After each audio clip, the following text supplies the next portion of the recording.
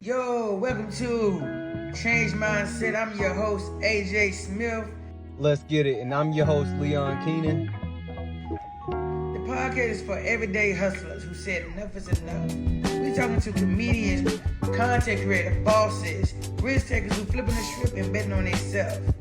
And if you ready to level up and get in your bag, this is your sign. Tap in. Let's get it, y'all. Change Mindset.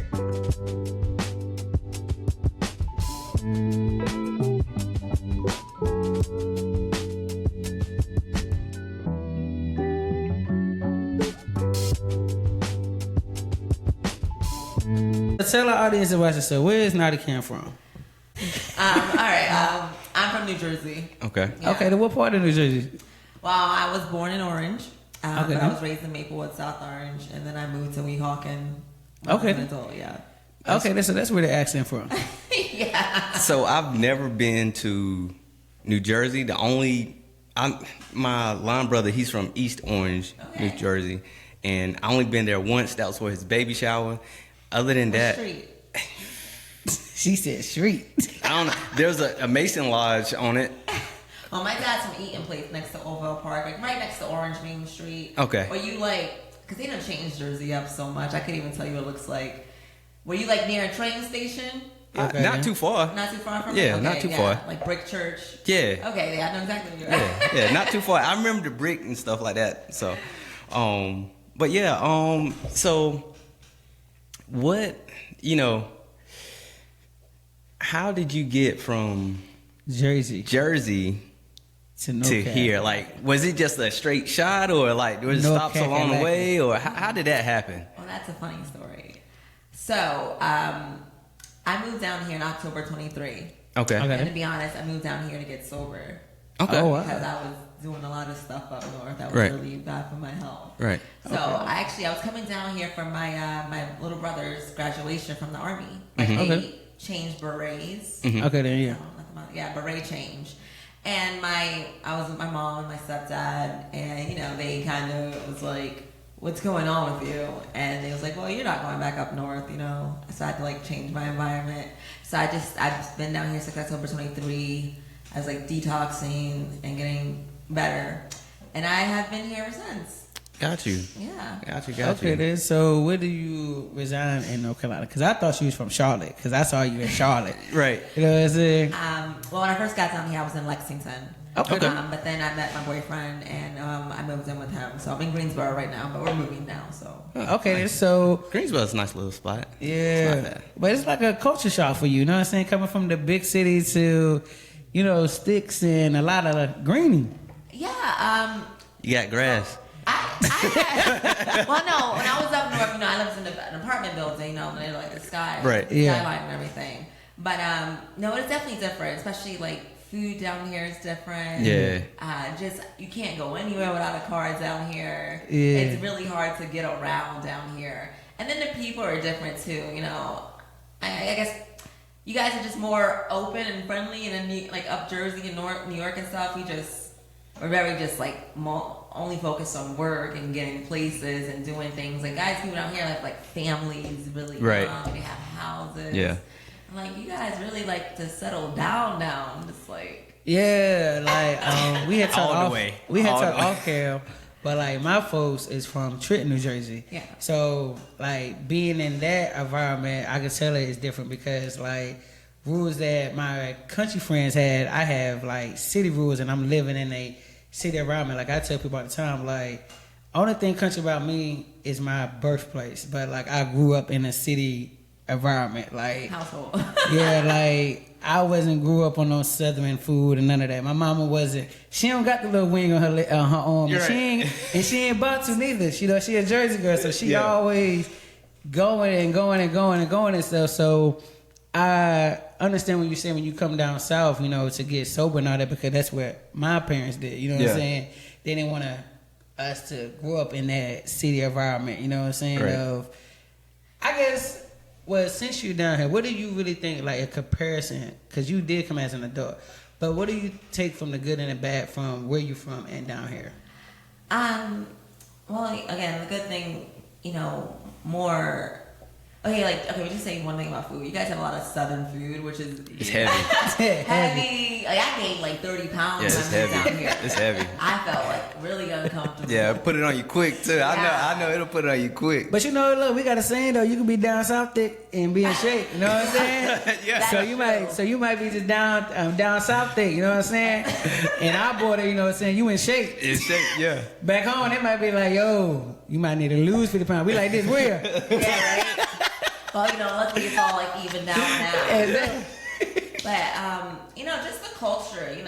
Again, it's really hard. You really gotta find things to do down here. Yeah. In a community of people, or else you're just kind of by yourself. Right. Like if it wasn't for comedy, I wouldn't have any friends down here. And up north, I could go to so many different things any given night. I mean, there's stuff going around in, the area I am now in Greensboro, but you always got to search for it. Right. Like up north, you could just walk outside and you're a part of something immediately. And also, I could walk 20 minutes and be in 2 different cities. Right. Yeah, it's true. So speaking of like comedy, right? So, doing a little brief research on you, right? You're, obviously now you do comedy, you did music.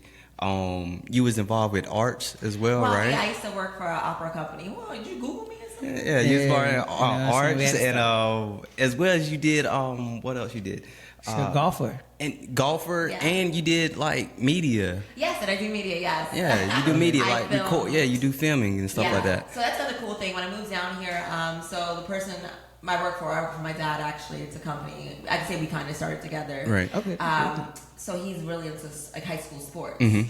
So we've been doing this for years, kind of highlighting like high school athleticism. Yeah. Because it's nice to see people build up their career and like they use us to put on their college applications. They have highlight tapes. So I mostly do basketball and football. Yeah. But as far as the company, like it covers hockey.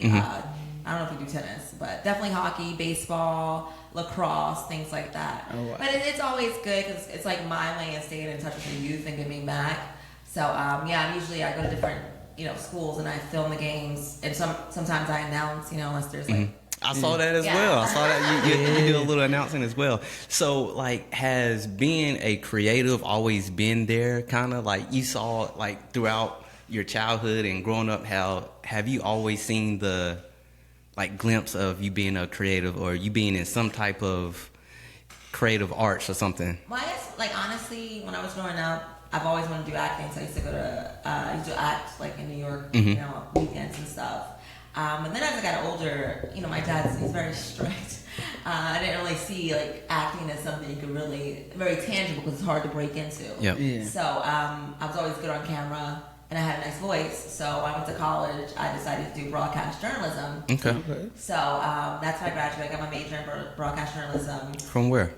William Patterson University. It's in Jersey. It's in Wayne, New Jersey. So I graduated doing that, and the city's right there. So I worked at MSNBC, and I was basically just doing technical work, kind of editing packages and things like that. But it's a really as far as that industry goes, it was a way for me to stay involved into politics, but also be creative with writing and all these other things I do. Right. But it's really when you're in a industry like that, it's really hard to really break through. You're just kind of a part of the company, a major company. Right. And it looks good on paper, but as far as your creative freedom, it doesn't really allow. Right, you kind of boxed in. Yeah. So during COVID, I had left the job and everything, and that's when I started to get back into writing.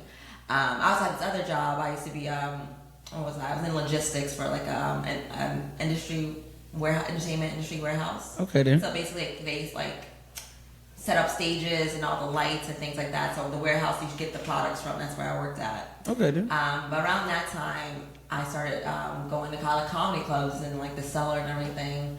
And then I think I was going out with this guy a lot, and he's like, "Yeah, you're not that funny." And I was like, "What?" Right. I was like, "I can." And I think she's kind of competitive. I'm very competitive. And I think she's kind of competitive. You tell me I'm not funny, I know I'm funny. You know what? And the thing is, I didn't even know what to do in comedy, so I just called the comedy club. It's hey, well, we have a showcase. If you can do 5 minutes and not go past the light, you can have a spot. And mind you, I've never done anything before this. Oh, wow. So I just was writing my 5-minute sets. Like, all right, I got a spot. And I know I need to have like other sets I need to do. Yeah. So, but I went there. I did really good. But I had never practiced beforehand. Right. So I basically wrote all my notes down on my iPad. But it was going so good. But it's a showcase. So a lot of people that are showcasing, they bring people. Yep. Yeah. So you have to bring your people. So my people were definitely not been rooting for me, and then everybody else was too. It's like, okay, I can really do this, but I went past the light. So it was like, well, they gave me some notes about what to work on. It's like, go to other comedy clubs and work. It's like, oh, I go to other places and keep doing this every night.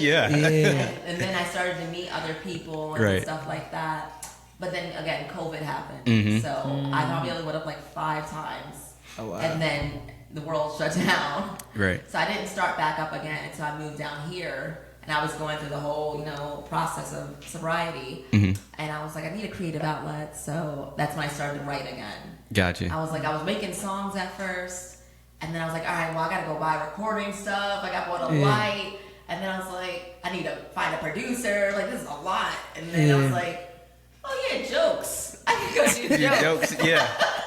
I'm like, that's not good. And it's less expensive. Yeah, it's very much less expensive. So, and then when I got to Greensboro, I started finding out comedy clubs. Gotcha. So, I do want to kind of touch on, if you don't mind, I want to kind of touch on, you say you came down to North Carolina to get sobriety and stuff like that. So did the music help with that a little bit as a way as an outlet to try to, I guess, like your mental and everything just to get away? Did that kind of like take your mind off thing? And well, I'll tell you this, like it was like nights when I was in bed and I couldn't sleep because I was all shaky. So all I would do was listen to a lot of like Common, Most Def, and like music I like 90s hip hop. That was gonna be my next question. I'm very interested. I'm very interested in what type of taste of music you have. But go ahead. No, it's definitely a lot of Reasonable Doubt, Most Def, Black on Both Sides, Common, Wyclef, KRS-One. I am into words. Like I have a word of the day sent to me every day. You're a wordsmith. Yeah, so like if I love lyrical type rappers, Nas, Eminem, Big Sean. I love the old Kanye West. Like if anybody that can like, the beats were always so mellow and chill, but also things that make me think. Not so just, was they like part of your like household or like growing up or like that's just your culture being a Jersey girl? Well, yeah, no, I have actually a lot of people in the music industry in my family, so I've always been around music like very closely. So being a creative is not necessarily far-fetched. It's in your DNA. It's in your DNA. You've been surrounded by it. You got a lot of people that's in the industry already. Like being a creative, you're gonna find. If you didn't find creativity would have found you. That's true. Yeah. But like my dad is my dad was like an accounting major, Okay. and but he is very artistic. But you would never know that he's very analytical and business savvy. I remember when I was a kid, I was like probably like 4th grade. I was doing a drawings like homework assignment, and he like got mad and was like, "We don't do stick figures around here." I'm so serious. If you're gonna do it. Yeah. So like I've taken a lot of art classes and know how to actually do art. Like I have a lot of drawings. So, but yeah, I mean, like I didn't think I was gonna be a painter or anything, but like I know how to paint. Like Gotcha. I'm on like a different level than most people. No, Like, I tried it. Studied. Anybody that can draw, boy, I tried that. I can't even draw a heart right, man. It'd be all crooked. You drawing a heart. Like one side be good. It's so I can draw the right side. It's the left side. When I try to draw the left side, it'd be fucked up. Artistic expression. That's all that. Man, I had a girl show me what's it called? Sorry. She had showed me a trick, but I couldn't do it right. It was with the butterfly. You do 2 bees and all that, but my bees is never really lined up. My shit look like a damn moth. It's like a moth. That's funny. But have you guys ever taken like a legitimate art class? I mean, I had to take one when I was in school. Middle school. Middle school. Yeah, it was middle school art. Not like on like a college level. No. You know, like the grayscale and like shadowing, like 1, 2, 3, 4, 5. No. Okay. Well, I would say. Well, I had to take intro to art, but it was like the history of it. Okay. And so I ain't necessarily had to draw, and even the history of art, I cheated. Nah, see, I came from a poor county. I cheated. They just did enough to get us to get the funds going. Like my old high school not even exist no more. Yeah. It's when we went to white schools and all that. You know, my mom being one of them black moms, like, oh well, you know, no child left behind. I ass should have been left behind. Okay, it had nothing to do with school. It was ass. But yeah, so only in middle school I took art. Okay. But I was a class clown. So was you the class clown in school? Not at all. Again, I told you my dad was Strict, yeah. So that's what I said. So what got you into comedy, right, was actually an ex telling you that you're not that funny? Oh, let me just say he wasn't an ex. He was just this guy. Oh, he was just a guy. Yeah, Okay. the guy used to take me out a lot. I've always been into comedy. Like, me and my dad, you know when the Dave Chappelle DVDs was out? Yeah. That's all me and him used to watch together in Def Comedy Jam. So I've always loved comedy.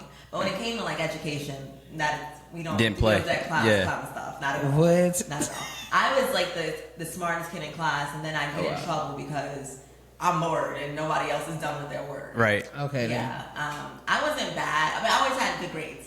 But I was too, like, not, like... It was too easy for you. It was too easy for me. It was too easy for So I you. just kind of goof off, and then my dad would come, and... So what was your Straighten you favorite subject though?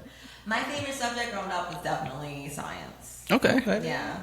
I love a lot about biology, anatomy, and all that stuff. So wanna see what's is the on Earth the flat? No, I don't think the Earth is flat. I'm just asking. You say you like science. I just do. figured I'd ask. don't Is the think Earth flat? No, it's not flat. So, all right, something else, right? Yeah. I saw it on Instagram. They said they discovered another Earth, and Okay. it's like 2 times the size I wanna go. as ours. Is the bills there? And it's If there's no bills, I'm You going. got a clean slate and credit and everything. What? they said it's habitable. Like that's what they say. It's 2 times the size I of believe it. Earth currently. But What's your where take in our now? solar system is this? Look, Where is Look. this? I'm sure if it's 2 times the size of Earth, somebody would have. look. Maybe they're aliens. They don't really. I just want to get to it before America Humans gets to on it, this okay? Earth is very stupid though. Maybe it's a second Earth theory. Maybe. Oh no. Did you hear this from Alex Jones? I saw it on Instagram. Oh, I saw it. I saw it on Was it Instagram. Alex Jones' page? Maybe. I Who don't. knows if the moon is real? Exactly. No. You But if it is ever one, watch Star Trek? Yes. Okay. I could not get into it. Oh my god. My parents was into it, but it was just so it reminded me of Roots. I don't like anything. It was the most anti-slavery show ever. No, How does it I remind know you? that. But what I'm saying, like, Roots, like, it just had too many series to it. I don't like something that got like 12 series to it. Like, after 3, I think you should Call it wrap it up. quits. Wrap that shit up. Call it up. Because I feel like with Roots, all you just showed me is that United States is fucked up. And the next chapter, the United States is fucked up. So it's just like, yo, it's just fucked up. Are we done? So when I saw Star Trek, Okay, yeah. it's same thing with Twilight. Twilight was big. I couldn't get into that. Okay, Or Harry let Potter. me just be clear. Star Trek is based off different dates, so it's Yeah. a whole different, like, I guess, era of people. You know, it's like from this era to this era, but it's all about the advancement of, you know, the human race and potentially the alignment of other planets and species. So it's not like it's not the same Jean-Luc Picard. He's not the captain throughout the whole series. He's in that one. You know, he's in the Next Generation. Then you got. What was the other captain name? The Black Captain Sisko. Yep. Black Captain at Deep Space Nine. Listen, I could get into it. Yeah, I see that. See me? Nah, I'm one of them narrow-minded. So look, I have a question though. So I also saw Busta Rhymes on your Instagram. Yeah. So is that your uncle or what? No, Buster is him and my dad have been working together. My dad is his accountant now, or was his accountant, or he was before, and he's his accountant again. But I've known Buster growing up. So shit. yeah. How was that experience though? Like, did you know he was like as a legend as he is? Then you probably didn't know because you was like in it. You was seeing it. I just want you guys to know that is the least famous person in my family. So yes, I've always. I don't know. I don't say the least famous person, But it's just again we did like a brief little research on you, but we didn't necessarily because we don't know your. I tried to look you up for real. I didn't know your real name. Nah. You're really hard to find. You're really hard. Like, Nah, it was a You're really comedy hard. style. And so got me. like the other stuff that I found, like I had to do some digging on like. That's nice to know. Was my Google up I there? had to do a little digging. When I met her at that comedy thing, I was like, oh yeah, she's interesting. Definitely had to do a little digging. But as far as the bus, like when you grow up in the industry, you know all these people, so you're kind of really used to it. But yeah, I remember being in his house when I was a kid. His mom making. What's she making? Cocoa bread? Because they're Jamaican. Yep. Okay. Yeah, it's making cocoa bread and soup. And Jamaican patties and cocoa bread. I love that. Playing with his sons in the backyard. That was like, great moments. Mm-hmm. But, it's kind of how my whole childhood was. So, Got you. And it's weird now being in the South and not being near that part of my family. Yeah. It makes you... Makes you miss a little bit? Yeah, like I'm missing out on like big parties, possibly freak-offs, but... Not freak-offs. Hey, how do you feel about him getting off though? Well, not technically getting off, but on certain charges. I mean, honestly, I'm happy for different reasons that the public isn't happy for, like as far as like family and things go. I'm happy that my cousins get to, have their father around and stuff like that. As far as all the other stuff is concerned, a lot of people do a lot of crazy things behind closed doors. Definitely. Yeah. I don't condone any violence or anything like that, but I never want to see somebody be in a bad situation, especially when they have people that rely on them and care for them. I want to see them do better. Yep. Yeah. And learn from their mistakes and like realize like, it ain't all worth it. Yeah. Yeah. For sure. How I felt about it is we're in the United States, stop having groupies. You know what I'm saying? Like groupies has...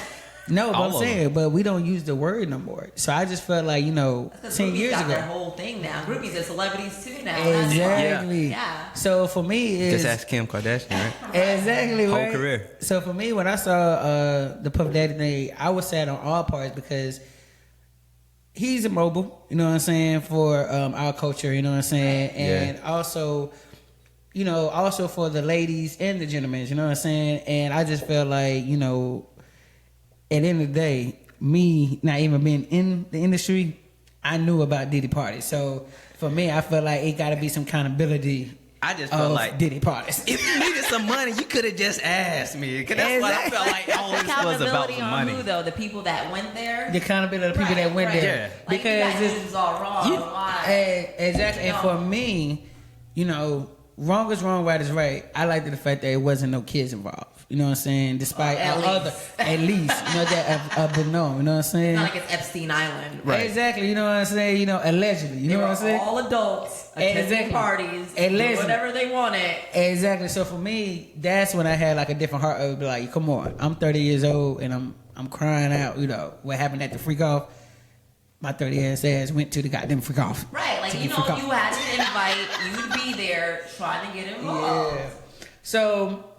Enough of that. Golfing. That was another interesting thing I heard it with your comedy. Since 8 years old. Yeah. So what made you get into golf? Was it your parents? Was it you? Or was you like, I saw it on the TV one day? Okay, no, I'm going to tell you. So I have this. She's my great aunt. Mm-hmm. Okay. She's my dad's aunt. She's like, older, her 60s. My grandma's sister. Okay. She's a very fancy, elegant, prosperous woman. Right. So she was an all-American track star, and she played tennis and she golfed. So her son, who is I guess he's my first cousin, but we're the same age. My dad is like his uncle. So me and my cousin Ray, we grew up together. So I used to go to their house all the time. And one day, I guess he was at a golf practice, and my dad just was like, "You're gonna be with cousin Ray, so just sign up for golf." And, he used to do fencing and stuff. Like, he did a lot of those uppity sports. Mm-hmm. But golfing was something, they actually had one not too far from me. And you'd be surprised. There's a lot of, especially black golf teams. Yeah. And golf companies. Well, not companies, but, like leagues. I feel like it's like very, like, black people can, like, have a lot more outlets to do things that necessarily down south that... You don't typically see us doing like tennis, golf. You don't typically see a lot of black people do that here. But if you go up north, you see it like it's nothing. Well, actually, like lacrosse. I am working with the school right now. When I start soon, I'm going to be assistant coach for it's a charter school in Winston-Salem. Mm-hmm. So I'm going to be coaching golf. But yeah, so That's what's up. Congratulations. Thank you. I was with a traveling team called Renaissance for a very long time, and so when we went to like all the golfing games and stuff, we were always like the only black group. Mm-hmm. Okay. But it was fun. We had a lot of great times. It's great to get your kids involved with sports, especially, but not just your typical sports. Like, you know how many golf scholarships there are for black kids, right? That people just don't take advantage of because they don't know anything about don't golf. Know nothing about it. The golf course I went to when I was young, it was actually at the public park, and there was a golf course next to it. Mm-hmm. So I told Rita we played there, and then I was a part of the first tee of Metropolitan New York. And I played in college. I was captain of my high school team. Actually went to high school, 2 years high school down here. So I graduated. Wow. Yeah, you guys know Hopewell High School? Yeah. Yeah, I still have my shirt and everything. Huntersville. Yeah. I was the captain of the golf team. So what's your best shot? What's my best score? Score. Cause I'm competitive too. I think I can beat it. I ain't played golf. I was at an internship before. Yeah. It was on a Fripp Island Golf and Beach Resort. I think I'm pretty good. A guy from Western Illinois that was on the golf team, he taught me some tricks. I think I can kind of. We can set up a golf team. She just said she been doing it since she was 8. Man, I'm an athlete, man. I'm an athlete. I would mess up the goddamn shoulder and the goddamn grab. I'm we an gonna athlete. be digging it up. I'm an athlete. Somebody new. You don't want to go. You don't want to go to Top Golf. I can hit it now. I can hit the ball. Top golf. I can hit the ball. I like far. the drinks. Okay. I might not be able to aim, but I can hit the ball far. Well, if you can hit it far, it's fine. But if you can't hit it straight down the fairway, it's pointless. I can hit it straight down the fairway. Okay. Yeah. You gotta go to I got 2 daughters. You got 2 daughters? I went straight down the fairway. They got split. Oh, he's a comedian too, I think. Yeah. Okay. Yeah. So, what was your score? And I wanted to. Well, okay, that is such a. I'm just. First He of all, wanted out. it depends on the course. It depends on who I'm playing with. Like if I go to my home course, if I played 18, I could probably shoot in the high 80s. Damn. Yeah. But if I go to like a new course and I'm just like learning the layout, Filling it out. Yeah. I'm like double bogey a few holes. So I have a. How was the mindset, of being like the only black, woman, and as a golfer and all that? Like, how did your parents try to prepare you? Like, how was you able to feel comfortable in that space? Because a lot of people don't get the opportunity to be the only black.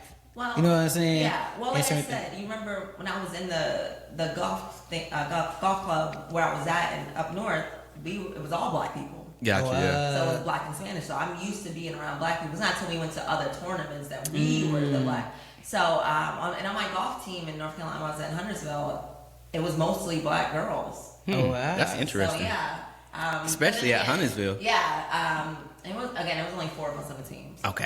Yeah. Yeah, so I'm saying, like, how was that environment, you know what I'm saying, of that knitting? Because I know how I felt, like, going to a white school, even though my parents thought it was a good, opportunity, but culture-wise, it wasn't for me. I never felt like I was in a black culture for real, because I grew up already so integrated up north. I'm a pretty alternative black girl already, so I always, I feel like I'm too black for black people, and then I'm like, and then I'm like, sometimes a little too weird for black people, even. So most of my friends are Caucasian.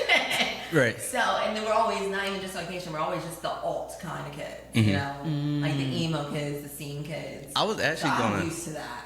Okay, because you kind of gave me like gothic type. When I see how you dress, people call me that sometimes, like I'm punky or punky, yeah. And I was just like, but I'm interested because it's just like, I like different stuff because down south we are kind of like black and white. Yeah, it is. Now down south is becoming more diverse because everybody is moving everywhere. Yeah. Growing up, I probably had one Asian friend. But majority was black or white, you know what I'm saying? Or black and Native American close to the Lumberton area. So for me, it's just like I get it to where you being the only one and you're trying to fit in that groove of things. So that's why I say I like your style because it's like you your own unique. Yeah, I just get in where I don't try to fit in with other people. I'm like, hey, this is me. We're into the same things, or we're not in the same things. I'm interested in learning. We can do stuff together. Right. I'm just very open-minded. I just like, if you can teach me something new and I can learn something new, we can find some way to connect. Yeah. Like, I feel Mexican as much as I love tamales and tacos. You know, and I speak Spanish, so it's all about just getting connected with people. It doesn't matter your differences. As long as you can find a way to meet in the middle ground, you'll find something, you know. So how do your folks feel about you starting comedy though? They're my mom does not really care for my jokes. Okay, I'll say, and my dad doesn't care for some of my jokes either. It's hard. It's just my kind of comedy. Yeah. I was going to ask you a lot of questions about that, honestly, right? Yeah. Because, right now, like your style mixed with your personality, mixed with your, I guess you said, what do you call it? My altness. Your altness or whatever. Yeah, alternativeness. Right? Because like she was saying earlier, down south is very black and white. Most people, you either dress like this or you dress like that. You either dress black or you dress a certain way, right? And so you come in, right?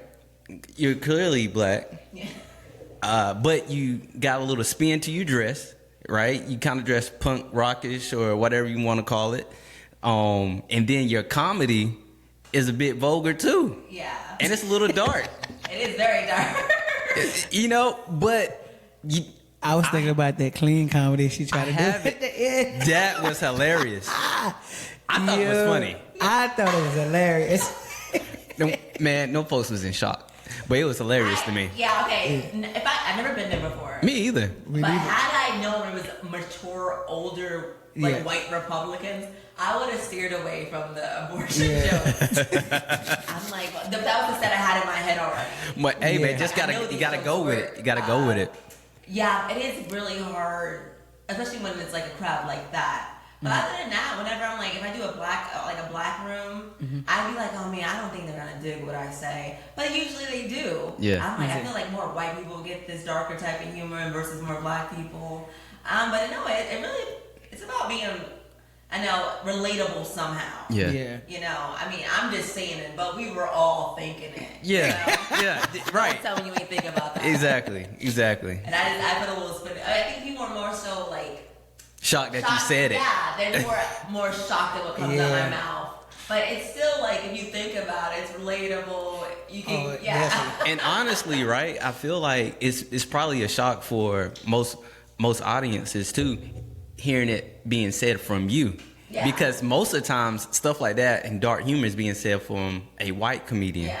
And so, but I think that's you're kind of creating your own lane in comedy, because you're a black saying dark humor. You don't really, and you're a woman, you don't really get a lot of women saying dark humor. Well, it's like, I don't want to be put in a lane like some people, like the comedian Samora, she's very sexual. Yeah. Or like Michelle Wolf is very political.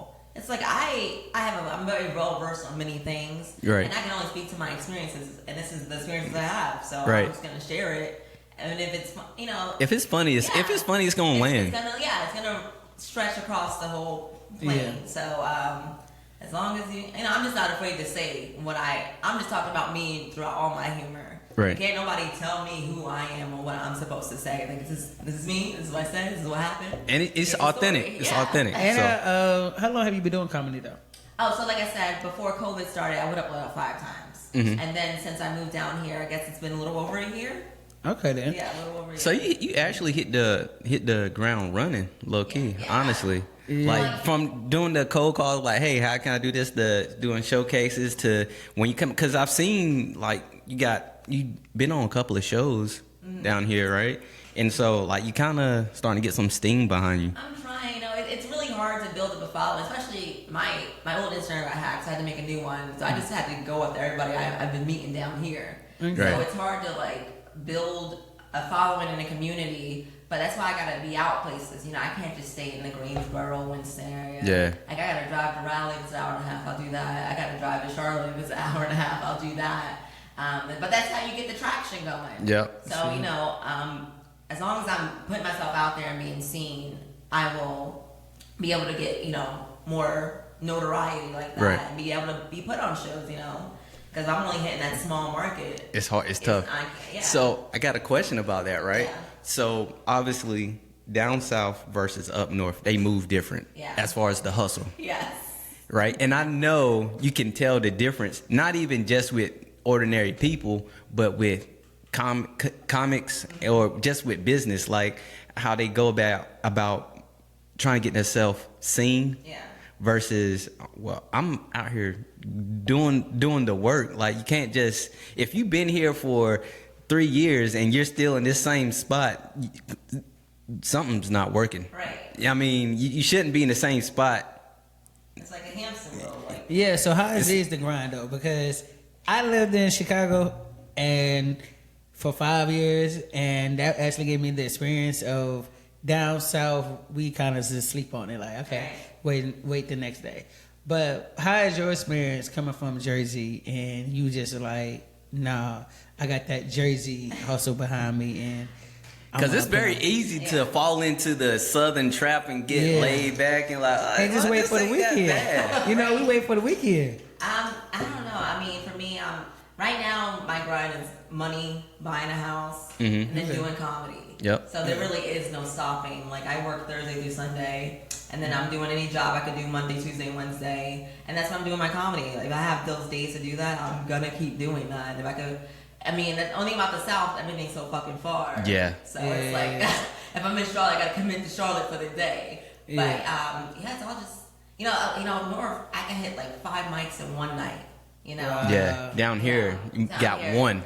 Yeah, one a week. Yeah. But really, it's just, again, making sure you just go. You know. So have you been up north to do your coming up there open mic?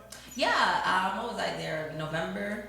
And so last year November. So I went up there. When I was there for a few days, I probably did like 5 mics in those few days. But yeah, you know, my family's still up there. So whenever I go back up, I'm gonna be hitting more mics because again, you have to network with people. So yeah, definitely. I got those friends from those comic friends up north, and whenever I was like, hey, where's the show out today? Where's the show out today? And that's what I'll be doing when I go. So how is north. the crowd though? How's the crowd up north? Well, you know, venues are all different. I feel, you know, a comedic minds work differently no matter where you're at. You know, if I was just doing a venue in front of like regular people up north, honestly, okay, so when I did the show in New York, the showcase, open mic after that, people in New York, they're really not trying to hear what you're saying, because usually like the places I was going to, because in New York, you could like, hey, because everybody's doing something. You got a show to go to. Like, hey, you waiting for a show, come here for an hour and watch a comedy show. So really, they're just trying to like stall time. Yeah. So you really got to try to get their attention, you know? And it is very difficult. So, like, with your comedy style, though, how do you try to be respectable? You know what I'm saying? Because, you know, also, comedy has changed and been more sensitive, you know, and with, you know, dark humor. How do you, you know, do you adjust to the crowd, or you just like... I don't give a fuck about sensitivity. Like, don't be here. I'm not trying to... All gas, no brakes. Yeah, I don't give a fuck Buckle about up. any of that. You know what I'm saying? If you don't like what I'm saying, just wait till I get off stage. Right. We ain't gotta be doing all this weird cancel. I ain't about to sugarcoat that. If my joke works, I'm running with it. Right. Yeah. So, in your comedy like journey, right? Who was the first person that actually like, you know what, you got a little something there, like that actually believed in you? Who was that? My friend Pat. Okay. Yeah, he does comedy from time to time, but me and Pat, we're crazy. First of all, I'm a little crazy, but me and my friend Pat, we're out there. Yeah. So we have really sick, debaucherous humor. So he came to my show, him and his wife, and they loved it. They was like, you should really try follow this. Yeah. I mean, my stepmom came and my friends came. And they, you know, they were supportive. Like, Pat was like, yeah, keep going with this, Cammy. Because it's something productive that, you know, I could really, like, put a passion behind. That really showcased my personality and my wit and my humor.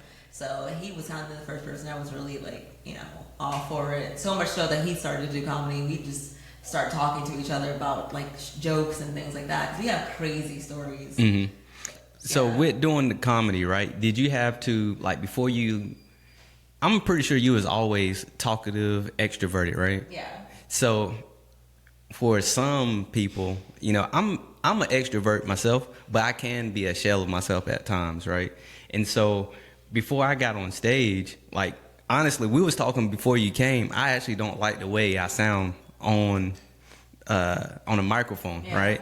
So did you? I know. You know what I'm saying? He doing a podcast. That's crazy. Hey man, you got to get over your fears, man. I'm Barry White over here.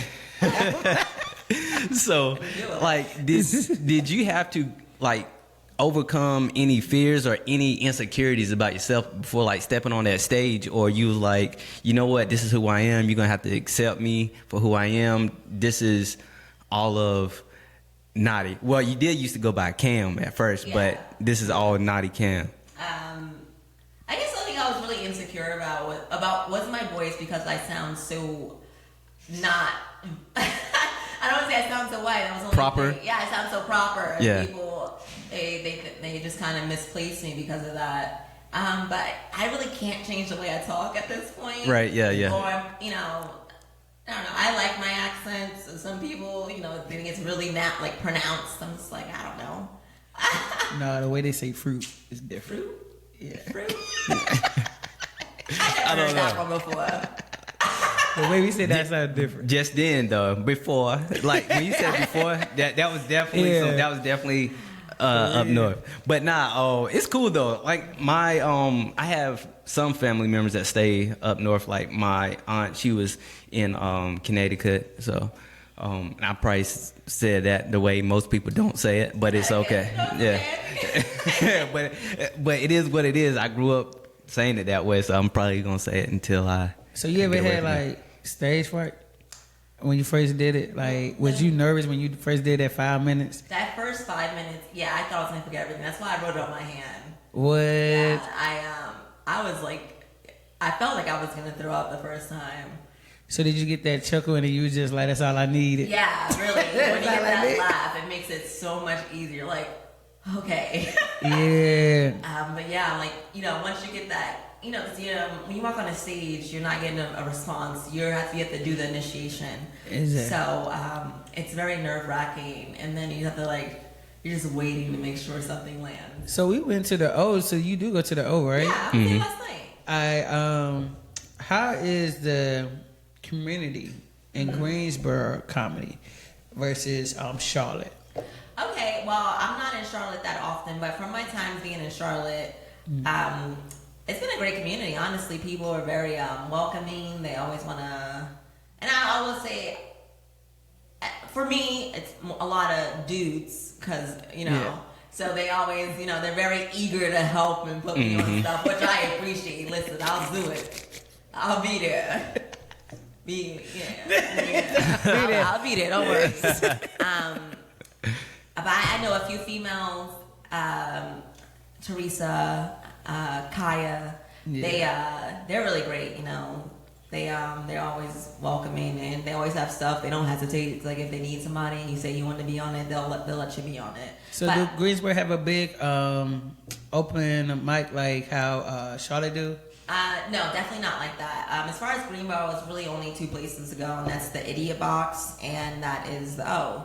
Okay. I am banned from the Idiot Box.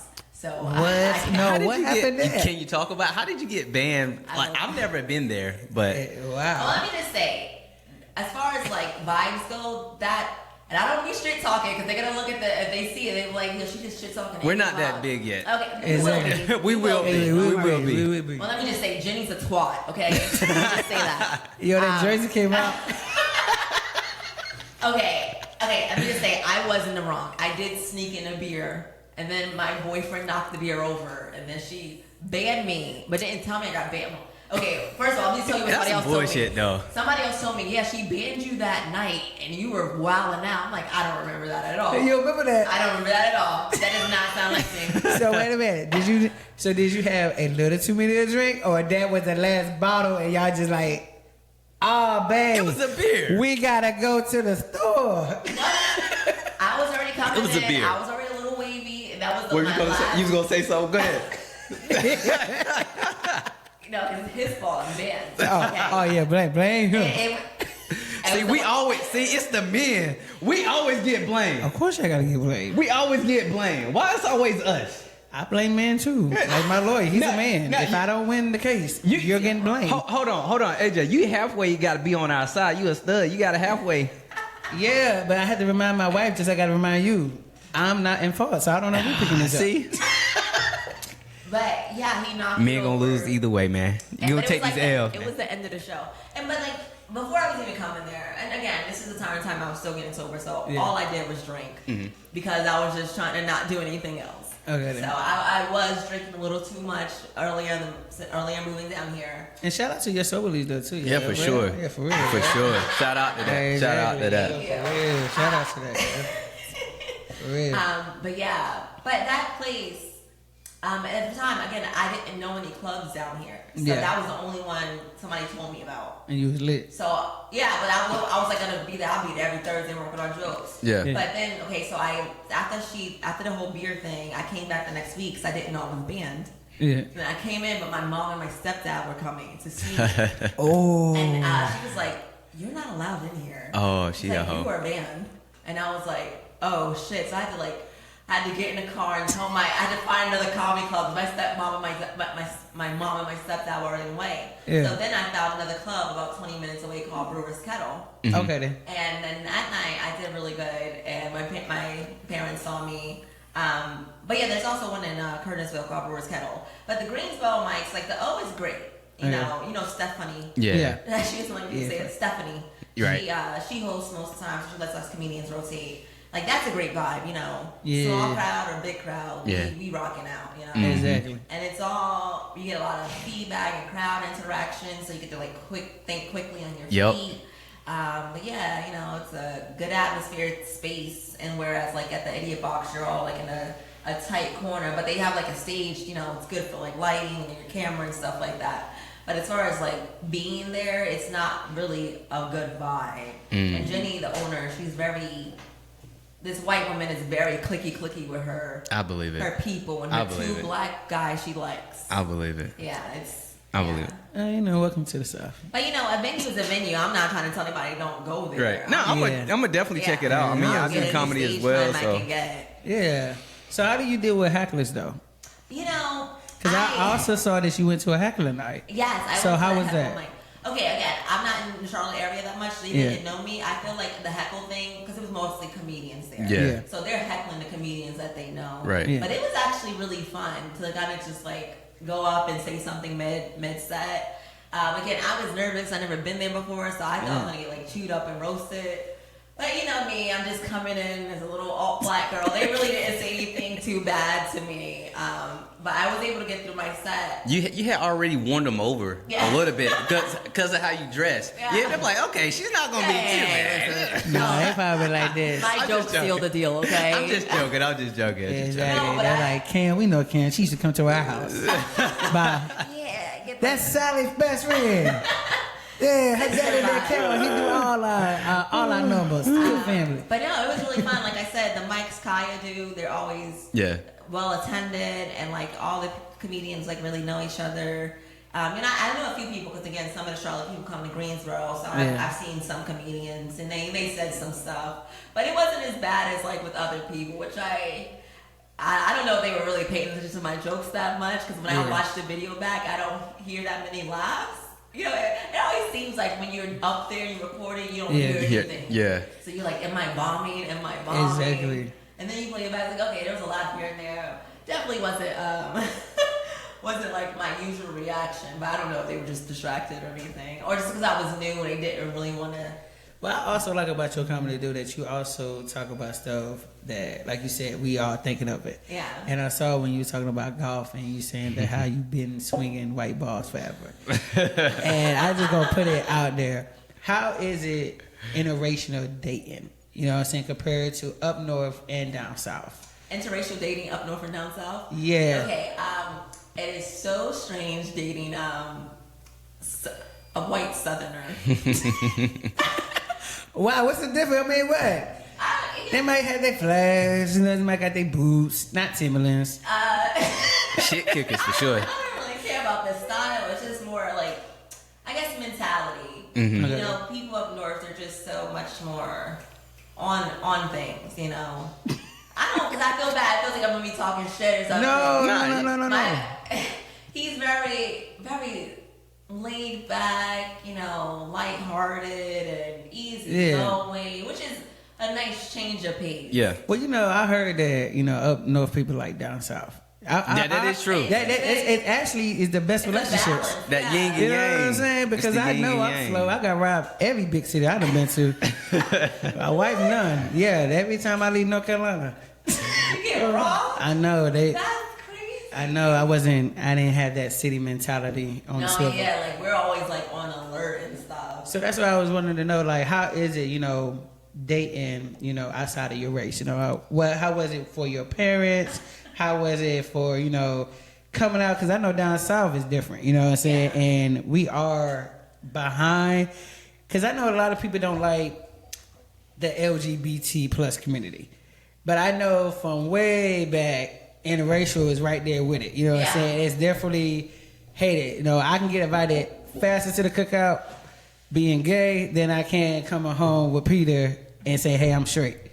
You know what I'm saying? So I just wanted to know, how is it for you to like do that with your family and all that? Well, honestly, my dad's side of the family, most of them are like interracial. There's like Japanese people and black. Well, we black first, all of us. Right. I don't care how mixed you are. You grew up in a black household, so they don't have a problem with race at all. You know, I think they have a problem with my choices, not because of whiteness, nothing. It's because sometimes I think my dad doesn't make bad decisions. You know, exactly. I think it's more of a dad thing rather than the guy in me. It's like, what kind of? Not that he's white or anything. It's more like he's more worried about like success and like career and things like that. And he wouldn't give a shit if they were Asian as long as they were up to his standards. Right. You know, it could be anybody.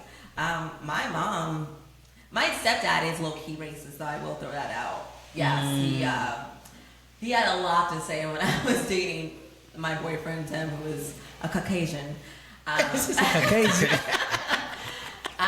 But it's gonna sound weird. I've been dating mostly white guys for like 6 years. So. You want me to tell you something that's crazy? What? I think all black people, especially other ones, are a little racist. Yeah, they yes, the baby boomers. The baby boomers and on up. There's a lot of white people racist. Black people racist motherfuckers too. Yeah, they are. Yeah. I don't condone any kind of.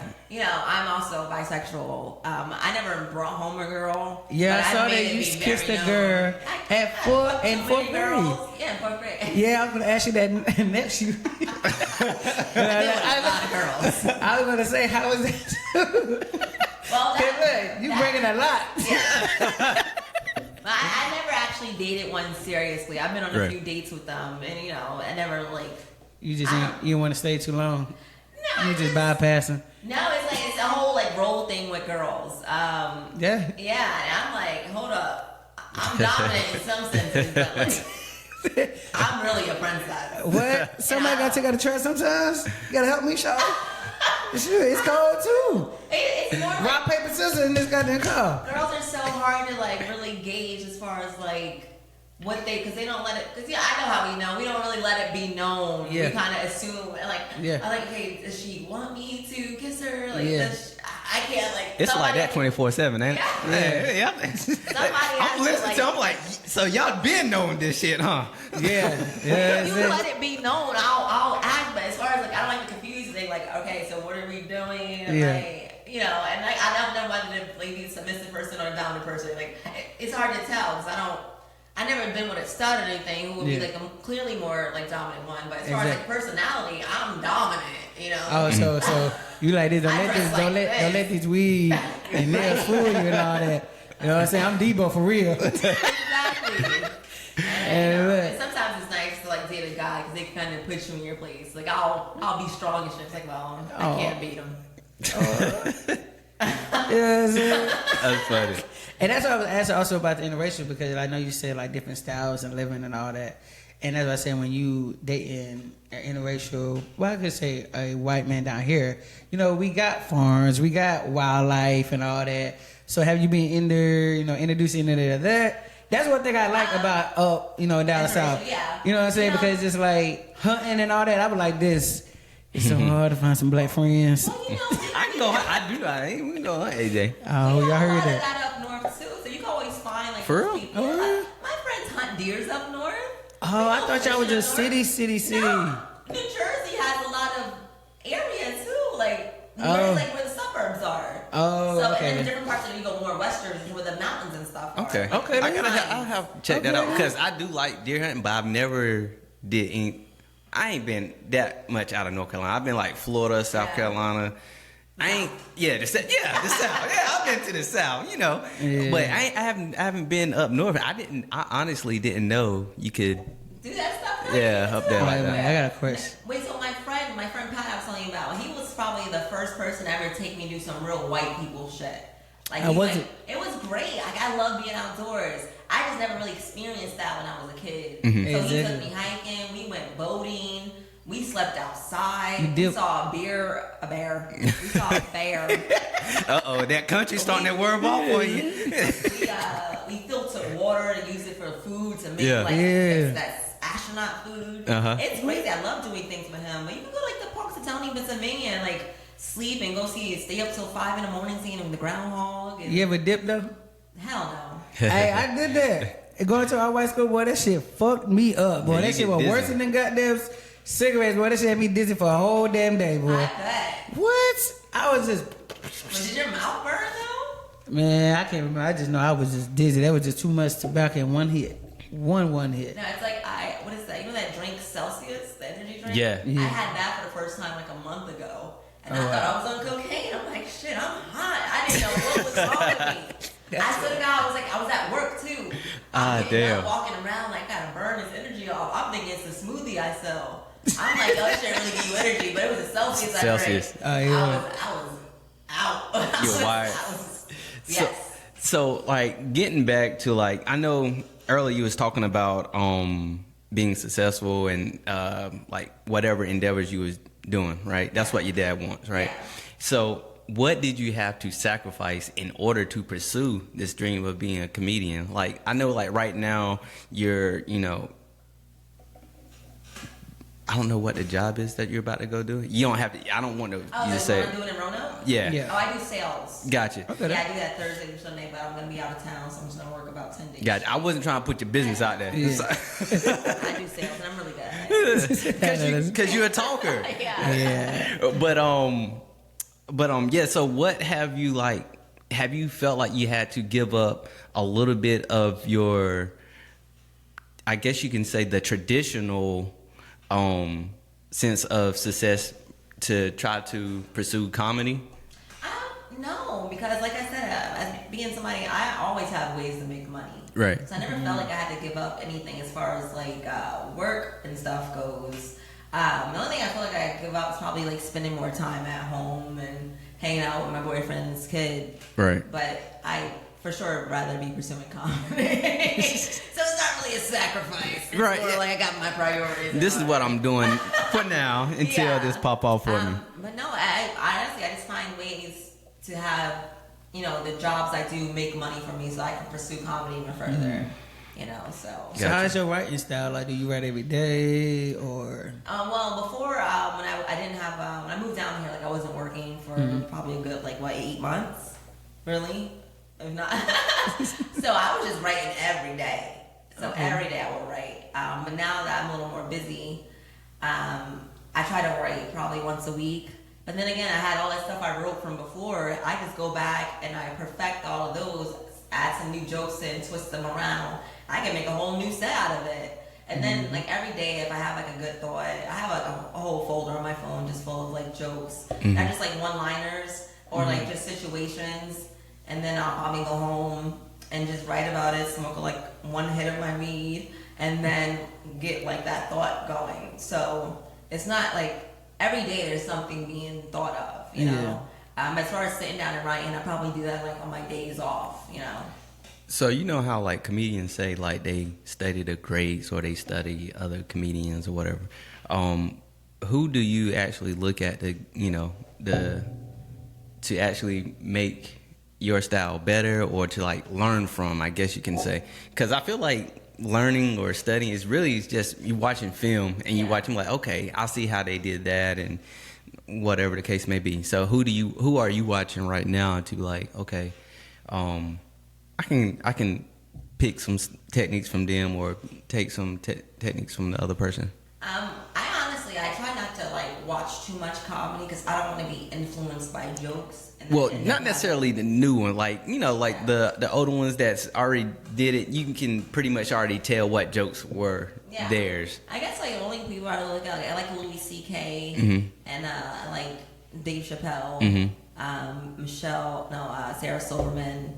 I think them, like I can really sit down and like study them. Like, oh man, they have such great crowd engagement and the way they deliver jokes. This as far as like their whole way they tell a premise, and then they land a joke, and then they finish the story. They always go back to like that original one joke. The callback. The callback, yeah. So I try to look at things like that, how they go have a whole story and have it wrapped around a whole certain type of jokes. And always be called back to that original Go thing. full circle. Yeah, so that's kind of looking at the loops of all, and that's what I try to do. That's what's up. I like Joey Diaz too. Joey's very funny. Somebody once told me it's this comedian named Tony Rodriguez, great comedian. He hosts the Brewers Kettle mic, but one night he did like a feedback mic, and he told me I was a blue comic, and I was like, oh, what does that mean? He's like, blue is in. You're not really super dirty, but you're pretty dirty. So he told me, he gave me a list of comedians to look at. He's like, because you just do one-liners. But that's how I was writing, because from all the stories I had, right. like, this is how I know I'm going to get the crowd, like one-liner. He was like, yeah, if you want to like probably get into some more storytelling. So then I try to take those jokes, like they were already part of bigger sets. Try to expand them back to the bigger story, but condense them in a way that I'm not getting the joke lost in the story, but I'm painting a full picture. Got you. Yeah. Going back to your jokes, also I remember, how is being a stepmother? Because I know you talked about that too, and that's something. I mean, I don't know if we even told our audience. Are you a what do I say? New millennium or your 90s or what? Oh, I'm a millennium. Millennium. Yeah. It's a different word for this. Okay, that's so you said. I'm a millennial. Okay. Yeah, millennial. So you part of our age. I said millennium. And I'm a millennial. About being a step parent, how is that going? Because I just became a mother. Oh, okay. And I'm part of that generation of this is my first kid in 30s. So how has that been a change to you too? Because I know you use some of it in your comedy. So I do. It is great fodder. I would say that great fodder for jokes. But being a step parent, it has its moments. I will say for sure. It was really good. Like at first, it was really fun. It was a good distraction to keep me on the right path. Because I wasn't working at first, so I was always home with the kid. It gave me something to do, gave me something to look after. Yeah. No, she's a really cool kid. We're just so much alike now that it just bothers me because she's like young and impressionable. Yeah. And it's not like having a daughter because like I don't know what that's like, but it's like having a little sister. Yeah. Right. But like I have a sister who's 15 years younger than me. Oh wow. So I know what it's like to have a big gap. Yeah. And like have that no, your girl you gotta take care of and stuff like that. And like, but I'm like right now I'm in this place where I'm just trying to actually teach her. So I don't think I'm like as playful and fun. Yeah. I'm more like we gotta do something. You gotta do some words. You gotta learn something. Right. You gotta let me do your hair. You have to be on a schedule. And that's why everything that they don't like to do. Yeah, it's like being a step parent. It's like being a cuck, Yeah. Yeah. I am not the fun one. But she like misses me when I'm not there. But so do you see glimpses of your dad like strict come out? Yeah, I hate that. I hate it. But I get it. And I don't like again. You get it now. I have very little patience, and so did my dad. So it's like I don't want to be mean. So I'm like I'm just gonna separate myself. So try to balance it. Yeah, I feel bad because like I want to be doing fun things. I'm just like, oh, you gotta. Yeah, you gotta reel it in. You gotta reel it in, man. I got to tell them all the time, man. You gotta simmer down, man. You gotta simmer down. Gotta simmer down. How did your boyfriend feel? You know, also about your comedy journey and all that, and with him and the baby. Her. No, he's very supportive. So he's always been supportive since day one. Like, he already knows I'm gonna be huge, and he can be home and be a house husband. So that's what we're working towards. Yeah. So he's all for it. I know he doesn't want to work. He can stay home and do all the things. He's very much more domesticated than I am. So let's talk about that. How is that, because, in this era, it's all 50-50 and all that. So you're saying that, hey, once you become a star, you return your man. Yeah. You know what I'm saying? Your man is a stay-at-home Mr. Mom. Yes. My wife need to do the same thing. Take note. You know what I'm saying? Like, how did you come to that mindset, especially with this era and all that? Well, so it wasn't 50-50 at first. Like, honestly, at first, when I moved in with him, again, like I said, I wasn't working. Yeah. So I was just trying to do my best to, like, keep my head on straight and, like, do my part as much as I can. But I'm really no good at, like, cleaning. And I cook, though. That is the biggest contribution. Oh, okay. Then you're going to cook up with it. I cook. I can cook. I cook. I don't bake. I cook. Right. Totally different. I got time for what should we cooking? What's your favorite dish to cook? What is my favorite dish to do? Okay. What do they like? What's their favorite dish they like? Oh, man. Well, I can tell you the first thing I ever made for him was lasagna. Okay then. So much so we both have lasagna tattooed on our fingers. Wow. What? Yeah. Okay. Wow. Okay. Yeah, I do love making lasagna, but it's like a once a year type thing. I can't be having lasagna in the heat unless it's really good. Yeah.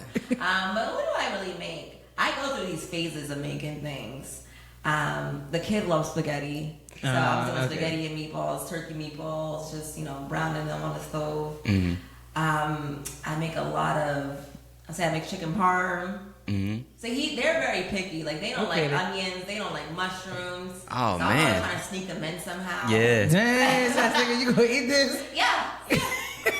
You'll never know. You never know. You'll never know. What? Put some sauce on it, mix it up. So what did I make today? Today I had some chicken cutlets and I air fried them, put some panko bread crust on them, and then I put them in the oven. And I ran out of tomato sauce, so I just had some tomatoes. I diced them up, and I put some spinach and fresh basil on it, and I put some Parmesan cheese on top and put it in the oven. You be chef. Oh, yeah. So I'm I'm not done with some Tuscan herb olive oil that I get from Midtown Olive Oil, best olive oil. You be doing it. You be doing it. Yeah, you be doing it. Let me it. see your arm. I gotta make sure. You know what I'm saying? I gotta make sure you sound like you be doing it. No, exactly. you doing it. She come down south, she be like this. I ain't never cooked this much in my life. I haven't. But I love it. That's why I love Instagram. We'll find a bunch of recipes and we'll do it. Yeah. But like, I really, I do a lot of cooking because we like eat healthy. Okay. So we found what is it, Japanese fries. It's like French fries, but you get this like really crispy, long version with some garlic aioli and mayo. What else did I make? He don't eat seafood, but So pretty much you cooking, but hey, you heard it. Look, we got it too. When she get on, we got it. It's look, you gonna be retired, all right? Yeah. You gonna be retired with the kids. She gonna drop. She gonna drop the kids and keep pushing. But I already got 2. I don't think I need to drop it. but we're not gonna keep you too long. We already coming up on an hour, but didn't even feel like it was good. It was a good episode. Yeah, but look, let me ask you. I got a couple more before we get out of here. We're gonna sing a couple more. What would you say to any new comedian person out there? You know what I'm saying? That's trying to get into the game. What would be your advice?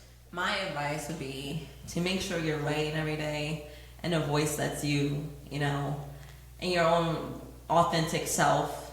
And just make sure you always keep writing, never stop or feel discouraged. You can have a bad night, but, as long as you're up and doing it, practice is going to just keep molding you. So that's more important, just to, like, really put yourself out there. Don't be, like, I don't take days off if I don't have to. Like, I'm out there, especially if you really want to succeed. But also use writing as your outlet, creativity, writing, it's a form of therapy, Don't be afraid to go out there and be vulnerable, Don't care who doesn't receive it, just be real with yourself, and those who acknowledge you will understand, and you'll be felt. Yeah, that's dope.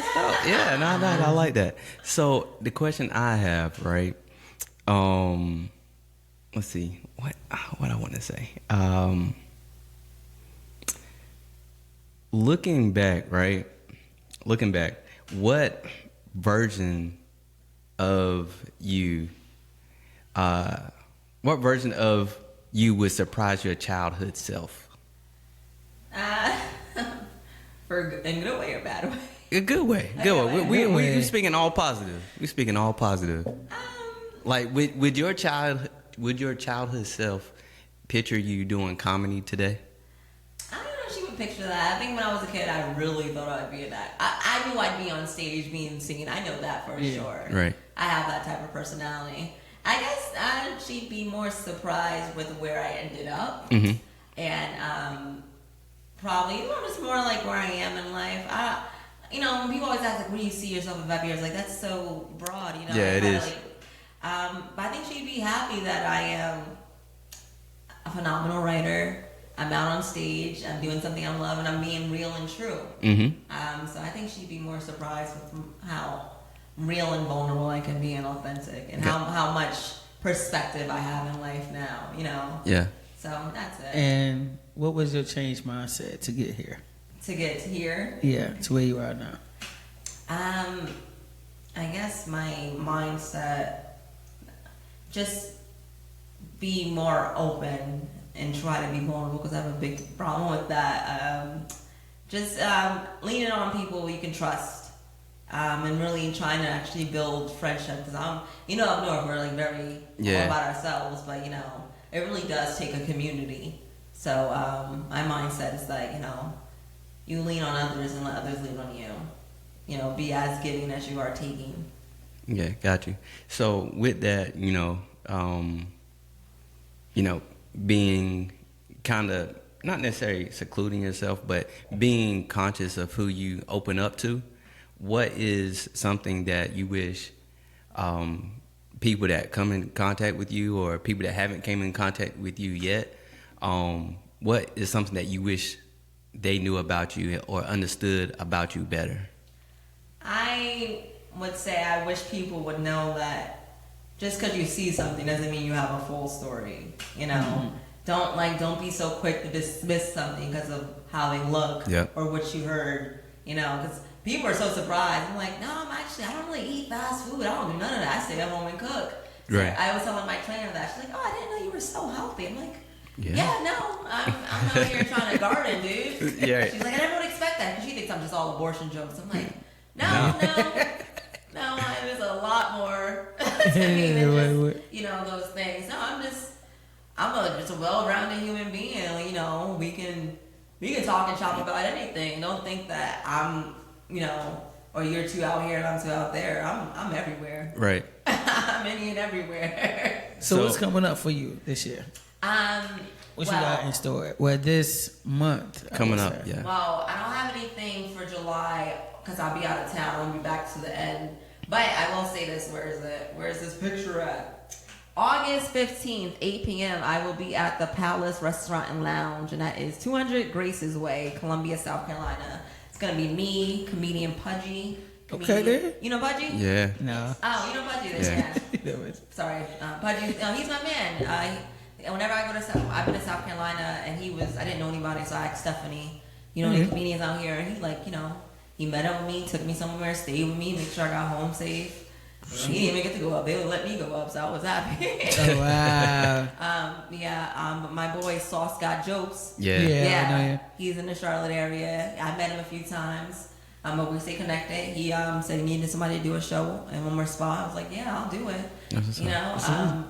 It's about a 3-hour drive for me. And, it's not paying a lot, but I'm like, hey, I'm out here. It's getting out there. Yeah, it's getting out there and about supporting your comedians. Yeah. And there's one more person. I think her name is Jazz Gill. I don't personally know her, but she's on the show as well. I don't want to forget her. If you send over the flyer, we'll definitely tag in as well. One last thing. Did you have something else? I'm sorry. I was gonna say in November, which is a ways away. But listen, my boy has his thing in Winston, CB Taverns. He does a great show out there all the time. I'm headlining the November show. Nice. So, we can always circle back to that. But August 15th, that's coming up in South Carolina. Got you. So what I'm about to say is, on this is the Change Your Mindset podcast, the pivot to your mindset, right? And what I want you to do, right? So we don't only interview comedians, we interview anybody from any walks of life, right? So I want you to, it's something that we're trying to do. I want you to leave a question that we should ask the next person that comes to the podcast. Something, it can be thought provoking, it could be something out of left field, just something that we can get into the mind of Nadi. Changing the mindset. Yeah, it's changing the mindset. Okay. I got it. Okay, here's a good question. Are the person you thought you'd be? Okay. That is. Does that make sense? Yeah. Are you the person that you thought you're the person? Are you the person that you thought you'd be? Yeah. As a kid, or just like in general? From like your young adolescence to like. Ooh, no. I'm answering the question already. That's not because you can take it a lot of different ways, and you can get real deep with it, or you can keep it surface level. I mean, I feel like the human changes their minds or like their trajectory every like 5 years. 5 years ago, well, right before I started comedy, I didn't think I'd end up here, but I'm glad I'm here. So right. I wonder like where they thought they'd be by this time this year, mentally, physically, or emotionally. Do you believe in phases? Yeah. Everybody go through phases in life. I think they say like every 10 years. Yeah. It's a different you. Yeah. I do believe in that. Well, it's just like with maturity, Yeah. Yeah. So I mean, hopefully we not staying the same out here. Right. Yeah. Get off that hamster wheel, man. Yeah. Hey, man. But this has been another episode of Change Your Mindset podcast. I pivot to your mind, man. We holler at y'all. Yeah.